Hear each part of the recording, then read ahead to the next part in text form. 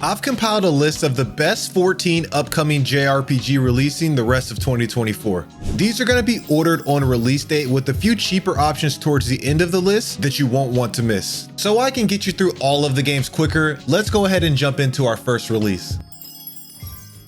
Visions of Mana is the next big JRPG releasing this year, and it should be available within a few weeks after the release of this video. So chances are, if you're watching this in the distant future, it's already out for you to get your hands on. From this list, Visions of Mana is easily the top 2 most exciting games that I'm looking forward to. This is the first mainline title in the Mana series in over 15 years, and when you look at a side-by-side comparison, they've really invested in it taking things to the next level. Visions of Mana will be my first game in the franchise, but if I have even a decent experience, I feel like that'll be enough to make me want to consider going and revisiting some of the older releases. The art style and the aesthetic of this game is making me think it's going to be more akin to a Dragon Quest XI, where it's just a cozy, relaxing, kind of magical JRPG experience. Unlike Dragon Quest XI though, combat is going to be action-based, where you can control each character in the party and adjust their classes for sometimes an entirely different look, but for sure a whole new playstyle. Classes are controlled by elemental vessels, which can be equipped to each character, which will change their weapon, stats, and movesets. Like the name suggests, the elemental vessels will be reflective of different elements, and you'll be able to unlock more as you progress through the game. The combat system isn't looking too overly complicated, so I doubt it'll be hard for new players who haven't played an action JRPG in a long time to just pick it up and start going. I'm doing a giveaway for Visions of Mana over on my Twitter, so if you want a chance to win a free copy of this game, make sure you head over there and get entered.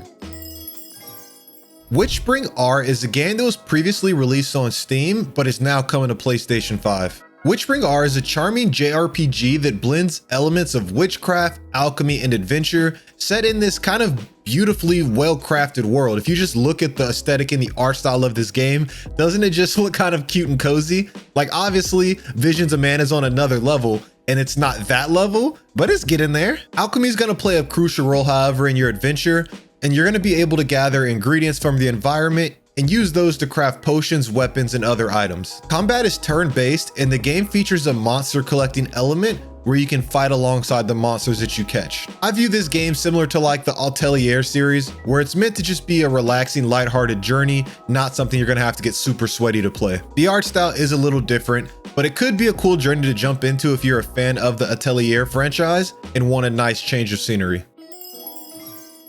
Reynatis is an action JRPG set in modern-day Tokyo that's going to be blending urban fantasy with a flashier combat system. This game popped on my radar when they revealed that they have a crossover with The World Ends With You. Aesthetically, you can see the two games have similar character designs and a setting, so this crossover kind of makes sense. As far as we know, the crossover is going to feature enemies, locations, and characters from The World Ends With You, but there could possibly be more. The game does, however, leave a little bit to be desired visually, but there is the possibility that they're going to be able to make up for it with the story and the gameplay. Combat's going to revolve around swapping between 2 different states called Suppressed and Liberated. You'll only be able to attack and deal damage in your Liberated state, but you're going to be constantly draining your MP, and then once your MP is empty, you're going to have to swap to that Suppressed state and dodge enemy attacks in order to regain it and swap back to the Liberated state to do damage. So it's a very interesting system, but once I get my hands on the game, I'm gonna actually be able to see if it's been well executed. If you enjoy JRPG content like this, I really would appreciate it if you considered subscribing to the channel and joining our family. I'm gonna be covering a lot of the games that are on this list, so if you wanna make sure you have follow-ups to the game that you like, you're gonna wanna make sure that you subscribe to this channel and like the video, but let's get back into the list.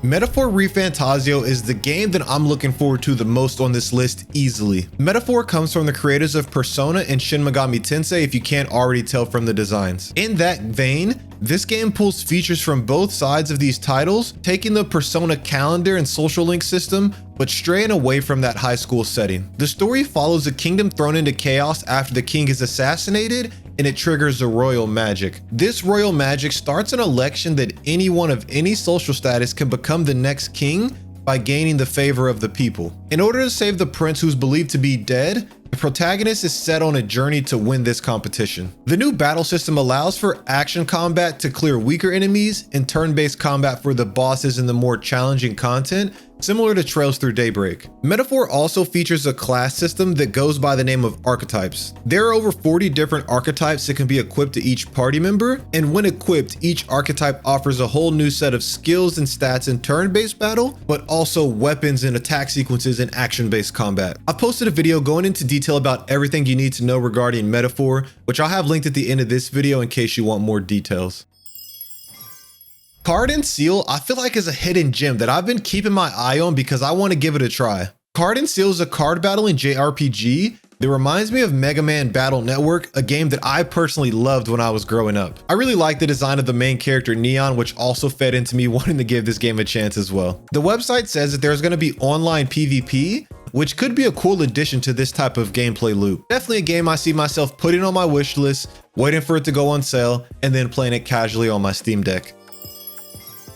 Romancing Saga: Revenge of the Seven is a remake that was randomly announced at the June Nintendo Direct. This remake reworks the battle and character growth system and adds new features such as difficulty selection and different voice actings in English and Japanese. They've also included some of the original music from the release in, I believe it was 1996, and then some newer rearranged music. The original game was previously in 2D pixel art, but this remake revamped everything to make it 3D. A signature of the Saga games is that they allow you to tackle objectives in any order you want, and that's going to be the same here in this remake, and that's going to affect how the narrative unfolds along with the decisions you make. The plot revolves around the return of the 7 heroes who, after being banished to another dimension, have returned looking for revenge. You're going to be responsible for expanding your empire and defeating those heroes to save the world. The game's inheritance system is going to let you choose the next emperor from a wide pool of candidates, and once that succession is in place, this candidate will become the next protagonist and inherit the skills and the abilities of its predecessor.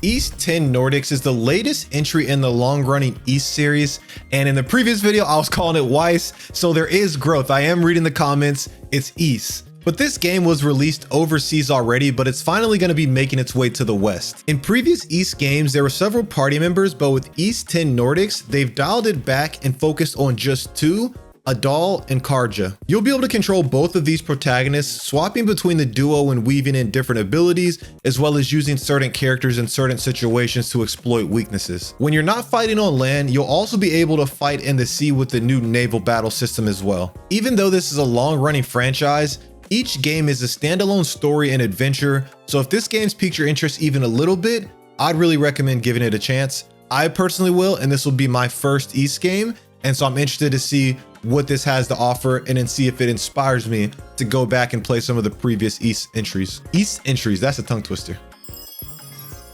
Mario & Luigi Brothership is the 6th main installment in the Mario & Luigi franchise. Every game prior was developed by a company named Alpha Dream, who actually filed for bankruptcy in 2019, so this is the first installment by the new developer. The last mainline installment, Mario & Luigi Paper Jam, was in 2015, and when you look at this side-by-side comparison, visually, the game has evolved significantly. Gameplay-wise, it's a little bit difficult to explain, except for combat happens in its own special Mario-like way. Nintendo stated that some of the original developers are involved in the creation of this one, so likely it'll maintain its identity that the series have built over the years.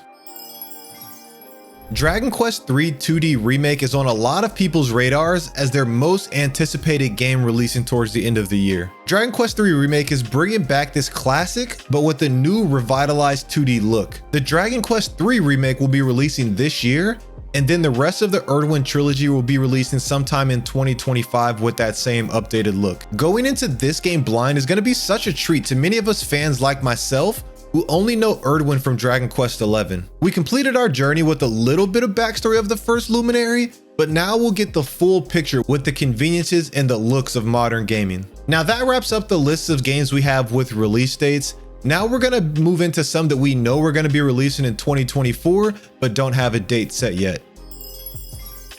Now I know this game breaks all rules of this video, but I felt like it needed to be included. This is from a Chinese company, so it's not a JRPG, and it was recently announced, so we may be looking at a 2025 release, but it looks so incredible and fits the aesthetic of a game JRPG fans will like. Lots of these types of games drop with a cool trailer with no gameplay and disappear for years without us understanding how it actually plays. Neverness To Everness not only dropped a dope-ass trailer, they came with 13 minutes of gameplay as well. This game looks like Genshin Impact meets Grand Theft Auto, and that's a hell of a compliment because both of these games are juggernauts and have withstood the test of time. You may have a bad taste for gachas, but these ones that are coming on PC and consoles are just in a league of their own.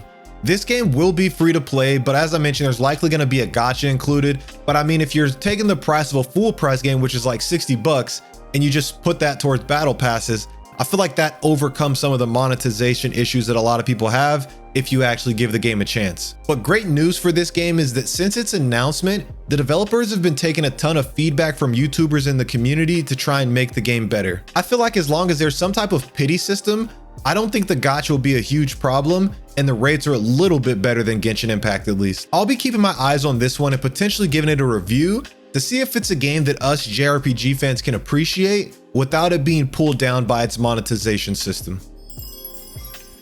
Fantasian Neo Dimension was previously a mobile JRPG, but it's been remade and is going to be re-releasing winter 2024 to consoles with some improvements. While this did originate from a mobile game, it was also created by Hironobu Sakaguchi, known for creating Final Fantasy, Blue Dragon, and Terra Battle. This is by no means a throwaway gacha game.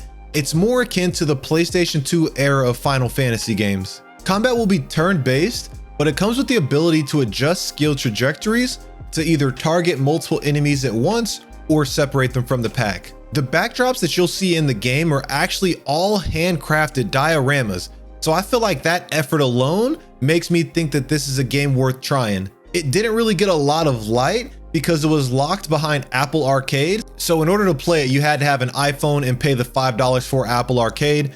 But if you don't want to wait and you feel okay trying the mobile version, you can jump into it if you do have that iPhone. The original mobile campaign ran about 20 hours, so this may be a short and sweet action-packed journey so you can experience that high quality of Sakaguchi in that short condensed timeline. As I mentioned earlier, if you have an iPhone and you don't want to wait, you can play the mobile version for about $5.